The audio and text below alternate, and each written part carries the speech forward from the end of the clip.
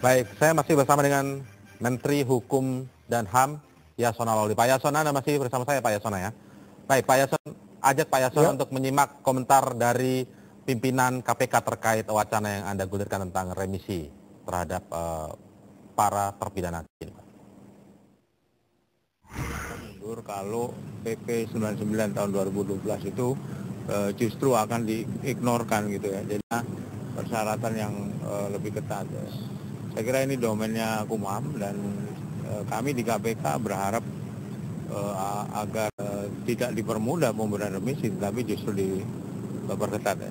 Tapi memang ini domain dari Kumham.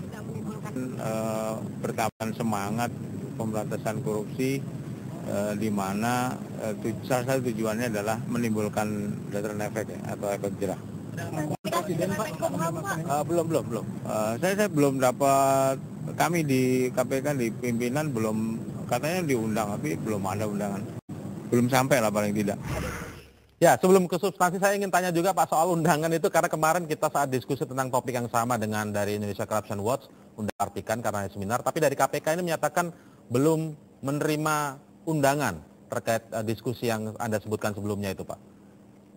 Sebenarnya sudah diundang semua atau tidak sih, Pak? Ini sudah diundang. Jadi saya sudah, Pak, ini kan kerjasama dengan Universitas Kristen Indonesia. Ya. Kita melibatkan kampus. Jadi tadi pagi juga saya dengar ada saran dari Makassar, mengapa tidak melibatkan kampus? Justru saya melibatkan kampus.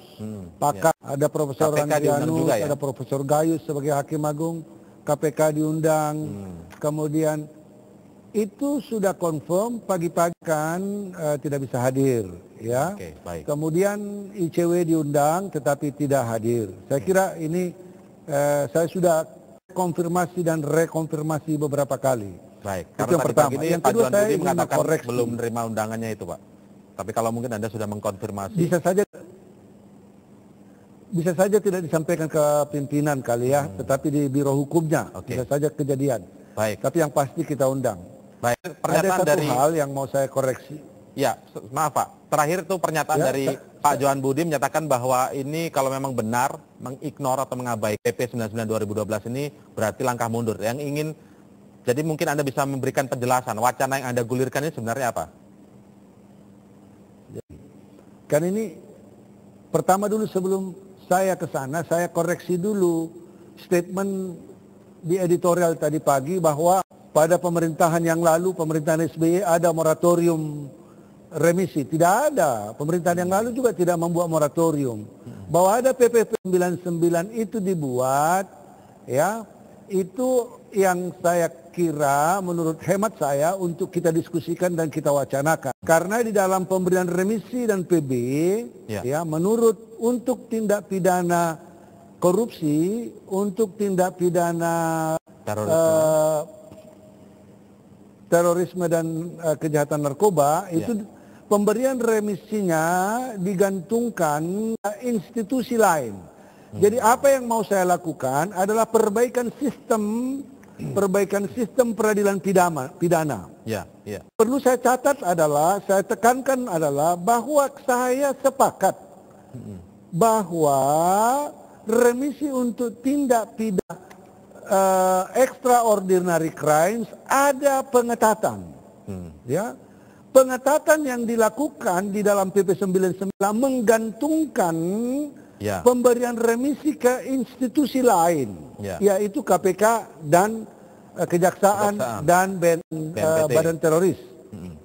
Nah, saya jelaskan dulu ya, sistem peradilan pidana, polisi mempunyai kewenangan menyidik dari situ. Jaksa mempunyai kewenangan menuntut, berhenti sampai di situ. KPK menyidik dan menuntut dari situ. Pengadilan menjatuhkan keputusan. Setelah dijatuhkan keputusan diserahkan kepada Kementerian Hukum dan HAM dalam hal ini dan lapas untuk membina, membuat mereka mereintegrasikan mereka ke dalam kehidupan sosial atau persiapan reintegrasi sosial. Nah, yang mau kita koreksi adalah karena begini. Saya beberapa waktu lalu mendapat surat, ada XYZ tidak diberikan remisi. Sudah diusulkan misalnya itu digantungkan lagi kepada penuntut. Seharusnya menurut hemat saya pada waktu jaksa KPK mengetahui seorang terdakwa itu tidak kooperatif menurut tidak mengikuti whistleblower, maka ditambahkan hukumannya, hukuman pemberatnya. Bukan digantungkan setelah keputusan pengadilan. Jadi contoh soal. Untuk seharusnya 5 tahun. Tetapi karena orang ini tidak kooperatif, tidak sebagai whistleblower, tidak mau bekerja sama dengan KPK, maka yang seharusnya 5 tahun terserah KPK mau mengatakan tuntutannya di sana. Menambahkan di sana, karena disitulah kewenangannya. Kemudian hakim memutuskan dalam fakta persidangan, terdakwa melalui pembelanya membuat penjelasan. Jaksa KPK atau jaksa penuntut umum membuat fakta-fakta, bukti-bukti, dan di situ kan selalu dikatakan alasan meringankan, alasan memberatkan. Situlah yang tidak mengikuti whistleblower dihukum. Terserah KPK mau menambah berapa pemberatannya. Nah, karena menurut ketentuan undang-undang yang melakukan program pembinaan, karena filosofi kita adalah filosofi pembinaan tidak lagi filosofi retribution, tidak lagi filosofi deterrence, tetapi reintegrasi dan pembinaan. Di Amerika dikatakan corrections, maka di sini prosesnya tidak boleh lagi digantungkan ke instansi. Nah, dengar, saya setuju karena korupsi, terorisme, kejahatan narkoba khususnya kepada bandar narkoba adalah extraordinary crimes. Kita sepakati alasan pemberat bagaimana menetapkan remisinya. Contoh soal. Setelah ini ada tim itu di sini ada TPP yang selama ini adalah hanya seluruhnya adalah pegang kita di Kumham. Maka kita buat ada tim yang dari luar. Nah, kita batasi. Kalau kita sepakat misalnya seorang terpidana teroris, seorang terpidana bandar narkoba tidak boleh remisinya lebih dari sekian % dari hukuman pokok. Dari hukuman yang dijatuhkan.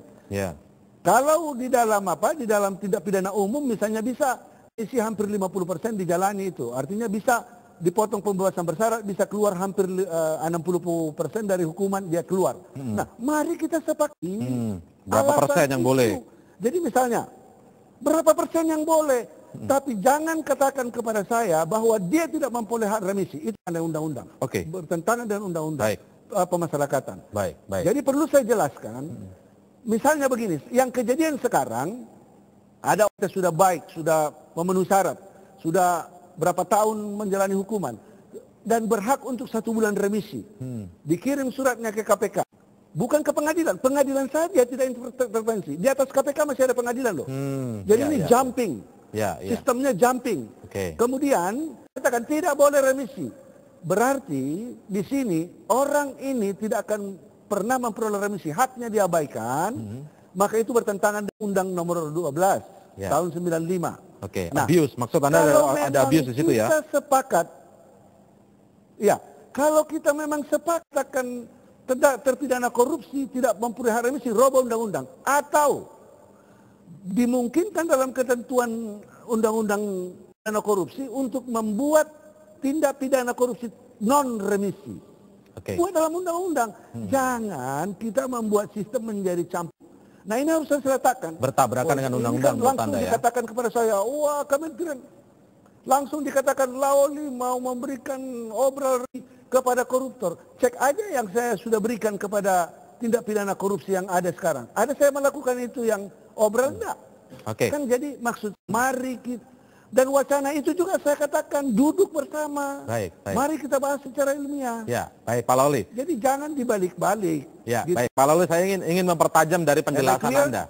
Saya ingin mempertajam dulu dari penjelasan Anda tadi. Anda menyebutkan bahwa harus dilakukan, Anda tidak setuju dengan kasus ranahnya sudah Kumham. Tapi saya ingin bertanya begini Pak, kalau misalnya memang ada syarat yang ketat misalnya, ketika seorang terpidana itu harus whistleblower atau justice kolaborator, misalnya istilahnya begitu, yang mau bekerjasama dengan penegak hukum intinya untuk mengungkap kasus yang punya, mengungkap siapa dalang utama misalnya dari kasus yang melibatkan dirinya. Itu yang tahu kan bukankah justru penyidik yang bersentuhan langsung Pak, penegak hukum. Semangat itulah yang digunakan untuk meminta izin lembaga lain yang menangani. Misalnya kalau kasus korupsi ya KPK atau Kejaksaan. Kemudian kalau kasus BNN, kalau kasus terorisme BNPT begitu. Mereka yang mengetahui detail orang ini, terpidana ini layak menjadi whistleblower, disebut whistleblower atau tidak gitu kan Pak? Jadi begini, kalau sudah tahu lembaga itu, jadi kalau sudah tahu lembaga itu bahwa ini tidak kooperatif, tambah aja hukumannya. Yang seyogianya 5 tahun, tambah 7 tahun, tambah aja 10 tahun ancaman tuntutannya. Jadi jelas begitu. Ya, misalnya seorang Denny Lumbanggawarang, dia itu tidak kooperatif, tidak mau whistleblower. Ya udah nanti KPK tahu, oh ini orang, atau jaksa tahu, oh ini orang tidak kooperatif. Yang seharusnya dia kalau dalam keadaan normal dan lihat kejahatannya 5 tahun, diancam tuntutan, lo tuntut 8 tahun, tuntut 9 tahun. Tentunya memang disitulah kewenangan yang diberikan oleh undang-undang kepada KPK. Oke?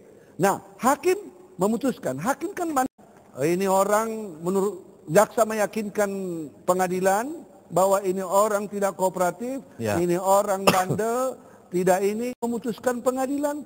Oh kamu ini memang tidak benar, apalagi tindak pidana korupsi, hukum berat.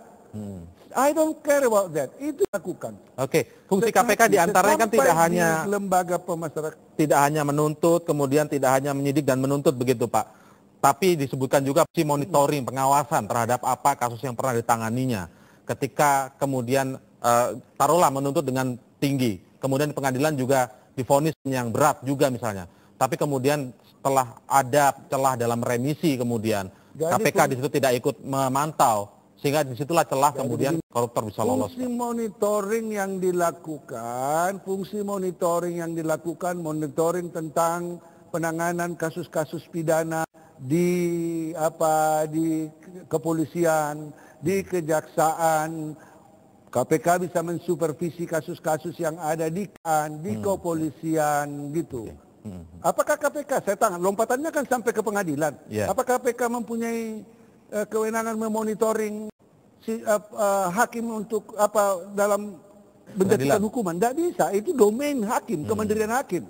Itu Kementerian Sakral Hakim dong. Kalau saya sepakat, saya katakan ini bukan soal mau mundur memberikan remisi atau tidak, tapi meletakkannya pada. Jadi ini kan sistem peradilan pidana yang mau kita bangun.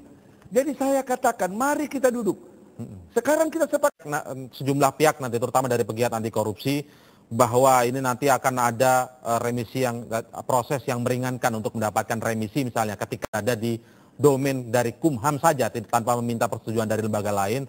Kira-kira kriteria apa saja dari Kumham nanti, gambarannya nanti yang fungsinya benar, begitu ya. Meletakkannya pada domain yang benar.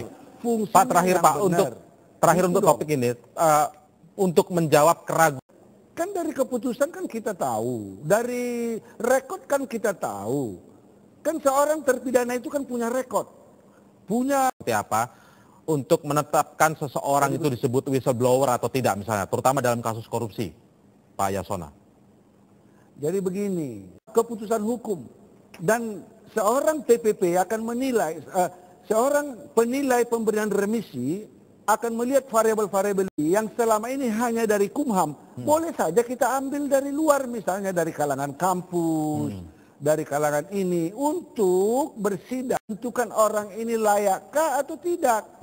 Jadi kita buat dia, kalau di Amerika namanya parole board. Ya, ada parole board yang menilai seseorang itu layak memperoleh remisi, memperoleh parole, probation atau apa.